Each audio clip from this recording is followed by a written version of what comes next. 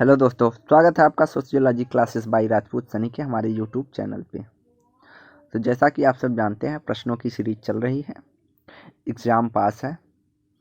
तो आज का पहला प्रश्न है, निम्नलिखित में से कौन राष्ट्र के समूह के रूप में पुष्टि करता है? पहला विकल्प है अल्पकालिक हित और अस्थायी समूह, हितों का सर्वाधिक अंतर्वेश परिसर और निश्चित क्षेत्रों का स्वामित्व, और समूह सदस्यों का एक समान आवृत्तियाँ तथा अनिश्चित सामाजिक संस्था, और हितों का सीमित परिसर एवं निश्चित सामाजिक संस्था। तो यहाँ पूछा है कौन राष्ट्र के समूह के रूप में पुष्टि करता है, जिसका राइट आंसर सी हो जाएगा, समूह सदस्यों का एक समान आवृत्तियाँ तथा अनिश्चित सामाजिक संस्थाएं। अगला, इन मानव समूहों को जो अपने समान वंशानुक्रम में व्यक्तिपरक विश्वास रखते हैं, निम्नलिखित में से किसने निर्जातीय समूह कहा है? Karl Marx, Talcott Parson, Max Weber और वाई ब्रामले। तो इसका राइट आंसर हो जाएगा डी। मानव समूहों को जो समान वंशानुक्रम में व्यक्तिपरक विश्वास रखते हैं उन्हें निर्जातीय समूह, वाई बी दामले निर्जातीय समूह कहते हैं। अगला, निम्नलिखित में से किनका राजनीतिक समाजीकरण के तत्वों का होना आवश्यक नहीं है? निम्नलिखित में से कौन से राजनीतिक समाजीकरण के लिए तत्व आवश्यक नहीं है? पहला है कार्यस्थल में पारस्परिक विश्वास तथा सहयोग का प्रवृत्ति। दूसरा है व्यष्टियों में से नागरिकों का निर्माण करना। तीसरा है सहकर्मी में घेर अंतः वैयक्तिक अन्योन्य क्रिया का संवर्धन। चौथा है राज्य क्षेत्रीय इकाइयों को विशिष्ट पहचान प्रदान करता है। तो नीचे दिए गए कूटों से सही उत्तर का चयन करना है। तो यहाँ यह हो जाएगा कि इसमें पूछा है कौन से तत्व आवश्यक नहीं है, तो व्यष्टियों से नागरिकों का निर्माण करना यह आवश्यक नहीं है, और राज्य क्षेत्रीय इकाइयों के विशिष्ट पहचान प्रदान करना यह भी राजनीतिक समाजीकरण के लिए आवश्यक नहीं है। जबकि कार्यस्थल पर पारस्परिक विश्वास एवं सहयोग की प्रवृत्ति राजनीतिक समाजीकरण के लिए आवश्यक होती है, और सहकर्मियों में घेर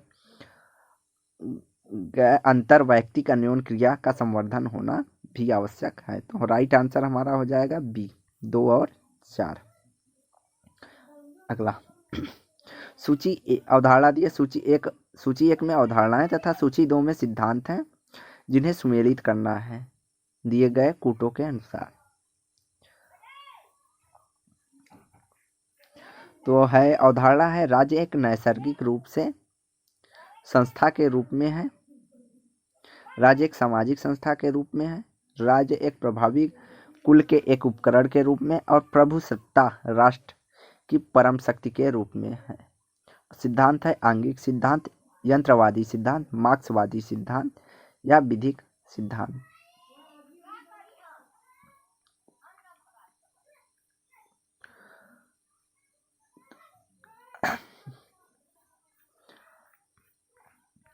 तो राज्य एक नैसर्गिक संस्था के रूप में यह आंगिक सिद्धांत अर्थात सभी सुमेलित है। राज्य एक सामाजिक संस्था के रूप में यंत्रवादी सिद्धांत में पाया जाता है, और राज्य प्रभावी कुल के एक उपकरण के रूप में मार्क्स ने उपकरण के रूप में देखा है। जबकि प्रभुसत्ता राष्ट्रवाद की परम शक्ति के रूप में वैधिक या वैधानिक रूप में देखा जाता है। तो इसका राइट आंसर सी हो जाएगा, सभी सुमेलित है। अगला, दबाव समूह का उल्लेख सामान्यतः होता है विजातीय समूहों के रूप में, औपचारिक समूहों के रूप में, विशेष हित समूहों के रूप में या जाति समूह के रूप में। तो इसका राइट आंसर सी हो जाएगा, दबाव समूह का उल्लेख सामान्यतः विशेष हित समूह के रूप में किया जाता है। अगला, सूची 1 को सूची 2 से सुमेलित कीजिए। तो कास्ट इन मॉडर्न इंडिया, यह एम.एन. श्रीनिवास से संबंधित है। कास्ट, क्लास एंड पावर, यह आंद्रे बेतई की पुस्तक है। होमो हायरार्किस, यह लुइस ड्यूमो से संबंधित है। और कास्ट इन इंडियन पॉलिटिक्स, यह आर रजनी कोठारी से संबंधित है। Caste in Indian politics. तो 4-1-2-3, तो इसका राइट आंसर ए हो जाएगा 4-1-2-3। अगला, देश के विभिन्न क्षेत्रों में जनजाति कल्याण हेतु कार्यरत समाज अभिकरणों का संघ है, जिसे भारतीय आदिम जाति सेवक संघ के नाम से जाना जाता है, की स्थापना 1948 में निम्नलिखित में से किसकी अध्यक्षता में हुई? तो डॉक्टर राजेंद्र प्रसाद, जवाहरलाल नेहरू, जयप्रकाश नारायण या डॉक्टर भीमराव अंबेडकर। तो इसका राइट आंसर सी हो जाएगा, जयप्रकाश नारायण के अध्यक्षता में जनजाति कल्याण हेतु कार्यरत सेवा समाज अभिकरणों का संघ की स्थापना या आदिम जाति सेवक संघ के नाम से भी जाना जाता है, की गई। अगला, आंद्रे बितई के विचार हैं कि भारत में स्वाधीनता के पश्चात विवाह में जाति प्रतिबंधों में वृद्धि हुई है, कमी हुई है, केवल उच्च जाति हिंदुओं तक सीमित है, केवल निम्न जाति हिंदुओं तक सीमित है। तो इसका राइट आंसर हो जाएगा कि आंद्रे बितई का विचार है भारत में स्वाधीनता के बाद पश्चात विवाह के जाति प्रबंधों में कमी आई है, अर्थात अंतर जाति विवाह भी हो रहे हैं। अगला,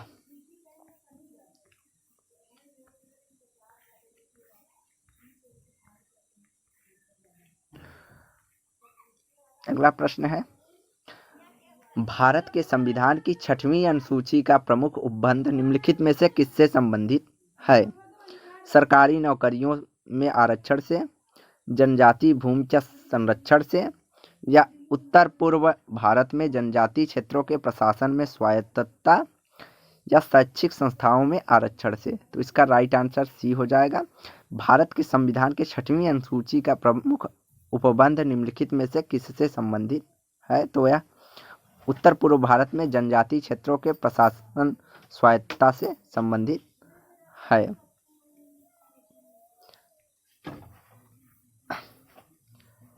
अगला, दुर्खीम के अनुसार आधुनिक समाज में ससंजनता तथा एकात्मकता का प्रमुख स्रोत कौन सा है?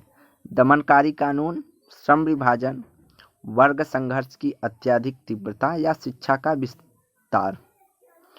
तो इसका राइट आंसर बी हो जाएगा। दुर्खीम के अनुसार आधुनिक समाज में संसर्जनता और एकात्मकता का प्रमुख स्रोत श्रम विभाजन है। अगला, काम्टे के परिवर्तन के सिद्धांत के अनुसार निम्नलिखित में से कौन सा सही अनुक्रम है?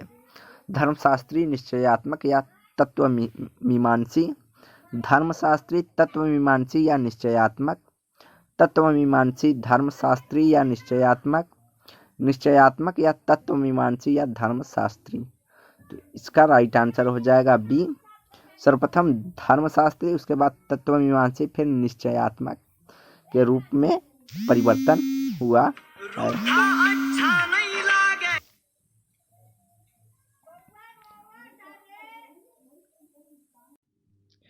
अगला है, स्तरीकरण व्यवस्था समान मूल्यों से व्युत्पन्न होती है, निम्नलिखित में से किसने कहा है? तो इसका Kingsley Davis, Talcott Parsons, Melvin M Tumin या माइकल यंग। तो इसका राइट आंसर हो जाएगा टालगट पार्सन्स के अनुसार स्तरीकरण व्यवस्था समान मूल्यों से व्युत्पन्न होती है। अगला, सामाजिक स्तरीकरण के अध्ययन के लिए मैक्स वेबर का उपागम निम्नलिखित में से है? एकल आयामी, द्विआयामी, त्रिआयामी या चतुर्थ आयामी। तो इसका राइट आंसर हो जाएगा, मैक्स वेबर ने त्रिआयामी उपागम का प्रयोग किया है।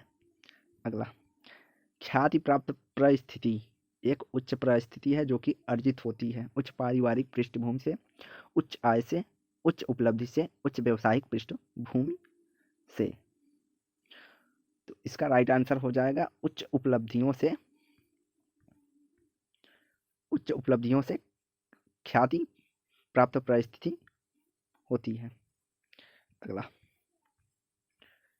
सामाजिक स्तर से अभिप्राय अनेक ऐसे व्यक्तियों से है जिनका अपेक्षाकृत समान है। परिस्थिति, भूमिका अथवा अन्य आर्थिक प्रासंगिक लक्षणों का समूह। भूमिका, स्थिति तथा अन्य राजनीतिक प्रासंगिक लक्षणों का समूह। स्थिति, परिस्थिति अथवा अन्य राजनीतिक प्रासंगिक लक्षणों का समूह। या परिस्थिति, पद अथवा अन्य सामाजिक प्रासंगिक समूह लक्षणों का समूह। तो सामाजिक स्तरीय से अभिप्राय ऐसे व्यक्तियों से है जिनसे अपेक्षता समान होती है। परिस्थिति, पद अथवा अन्य सामाजिक प्रासंगिक लक्षणों वाले समूह। अगला, सामाजिक स्तरीकरण जो संबंध व्यक्तियों द्वारा निष्पादित किए हुए वास्तविक कार्य से विशेष व्यक्तियों, संस्थाओं या दोनों के अधीन संसाधनों की उत्कृष्ट शक्ति अथवा नियंत्रण से निकलते हैं से अभिप्राय है। असमानता से, अनुचित वितरण से, भेदभाव से, शोषण से। सामाजिक स्तरीकरण जो संबंध व्यक्तियों द्वारा परिभाषित किए गए वास्तविक कार्य के विशेष व्यक्ति, संस्थाओं या दोनों से होता है के अधीन संसाधनों की उत्कृष्ट शक्ति अथवा नियंत्रण अर्थात असमानता से होता है। जिनके अंतर्गत संसाधन या उन शक्ति में असमानता पाई जाती है उस हिसाब से सामाजिक स्तरीकरण होता है। अगला, एम.एन. श्रीनिवास ने अपनी पुस्तक social change in modern India में निम्नलिखित में से कौन सा मत प्रस्तुत किया है? जाति पूर्णतः बंद व्यवस्था है, जाति पूर्णतः खुली व्यवस्था है, जाति व्यवस्था में गतिशीलता के अवसर निहित है, या जाति वर्ग की तरह होती है। तो इसका राइट आंसर सी हो जाएगा कि जाति व्यवस्था में गतिशीलता का अवसर निहित है। यह एम.एन. श्रीनिवास ने अपनी पुस्तक social change in modern India में दिया है। आर्थिक वर्ग विशेष है, जीवन शैली, व्यवसाय तथा सामाजिक कार्यकलापों पर आधारित, नृजाति अथवा पारिवारिक पृष्ठभूमि अथवा महत्वपूर्ण कारक सम्मिलित होते हैं, या ऐसे व्यक्तियों से गठित होती है जिनकी आय का स्रोत एवं स्तर, व्यवसाय एक समान होते हैं, या सामाजिक संपत्ति एक समान अंश होता है, या ऐसे व्यक्तियों से गठित है जिनके समाज में समान स्तर के प्रतिष्ठा या प्रतीक प्राप्त होते हैं। तो इसका राइट आंसर हो जाएगा सी। ऐसे व्यक्तियों को, संगठन को हम वर्ग के अंतर्गत निहित करते हैं जिनकी आय, स्रोत, स्तर, व्यवसाय आदि एक समान होते हैं या सामाजिक संपत्ति एक समान अंश होता है। ऐसे वर्गों को आर्थिक वर्ग के अंतर्गत देखते हैं। अगला, मार्क्स ने समाज में वस्तुपरक रूप से संरचनात्मक आर्थिक असमानताओं की व्याख्या निम्नलिखित में से किससे की? परिस्थिति से, संपत्ति, समूह या स्टेटस से, वर्ग से, जाति से। तो मार्क्स दो वर्गों की बात करते हैं, बुर्जुआ एवं सर्वहारा वर्ग। तो राइट आंसर सी हो जाएगा। अगला, जजमानी व्यवस्था है आदान प्रदान, सेवा अथवा जाति अंतर्निर्भरता का प्रकार और परंपरागत ग्रामीण भारत में व्याप्त है। बी है एकांतिक सेवा तथा जाति अंतर्निर्भरता का प्रकार और भारत में व्याप्त है। पारस्परिक सेवा अथवा जाति अंतर्निर्भरता का प्रकार और ग्रामीण भारत में व्याप्त है। आदान प्रदान, सेवा तथा जाति अंतर्निर्भरता का प्रकार जो कि आधुनिक भारत में व्याप्त है। इसका राइट आंसर हो जाएगा ए। जजमानी व्यवस्था से तात्पर्य है आदान प्रदान, सेवा तथा जाति अंतर्निर्भरता का प्रकार है जो कि परंपरागत ग्रामीण समाजों में पाया जाता है, ग्रामीण भारतीय समाजों में पाया जाता है। और अगला है, इमाइल दुर्खीम ने धर्म के अध्ययन में निम्नलिखित में से किसका एक वर्गीकरण प्रयोग किया है? पावन एवं पतित, अनुष्ठानिक एवं अतिवादी, अलौकिक एवं धर्मनिरपेक्ष, पवित्र एवं लौकिक। तो इमाइल दुर्खीम पवित्र एवं लौकिक की बात करते हैं धर्म के संपेक्ष में। अगला, सूची 1 को सूची 2 से सुमेलित कीजिए। दिए गए सूचियों में नीचे कूटों का प्रयोग करते हुए। सूची 1 और सूची 2। क्षत्रिय प्रतिमान, व्यापारी कृषक, विकृषीकरण या जनजातीकरण। तो जनजातीकरण हो जाएगा हमारा एस.एल. कालिया से। क्षत्रिय प्रतिमान की बात करते हैं डी.एल. पोकाक। व्यापारी एवं कृषक की बात करते हैं मिल्टन सिंगर। और विसंस्कृतिकरण की अवधारणा डी.एन. मजूमदार से संबंधित है। तो एक बार फिर से देखते हैं। क्षत्रिय प्रतिमान की बात डी.एल. पोकाक करते हैं, व्यापारी कृषक की बात मिल्टन सिंगर, विसंस्कृतिकरण की अवधारणा डी.एन. मजूमदार से, और जनजातीकरण की अवधारणा एस कालिया से संबंधित है। तो राइट आंसर हमारा हो जाएगा 4 3 2 1 सी। अगला, निम्नलिखित में से किसे पुस्तक दृश्य या क्षेत्र दृश्य में विभेदीकरण किया है? तो निम्नलिखित में से किसने पुस्तक दृश्य या क्षेत्र दृश्य में विभेदीकरण किया है? A R Desai, G S Ghurye, M N Srinivas या आई पी देसाई? तो इसका right answer M N Srinivas हो जाएगा। सर्वप्रथम एम एन श्रीनिवास ने पुस्तक दृश्य को छोड़कर फील्ड दृश्य के द्वारा अध्ययन किया है। अगला, जाति नातेदारी तथा पड़ोस पर आधारित तदर्थ समीकरण जो राजनीतिक गतिविधियों के लिए महत्वपूर्ण है परंतु चुनाव के पश्चात क्रियाशील रहे या न रहे, इसे एलरी सी मेयर कहते हैं। क्रिया समूह, हित समूह, क्रियापुंज समूह या हितपुंज?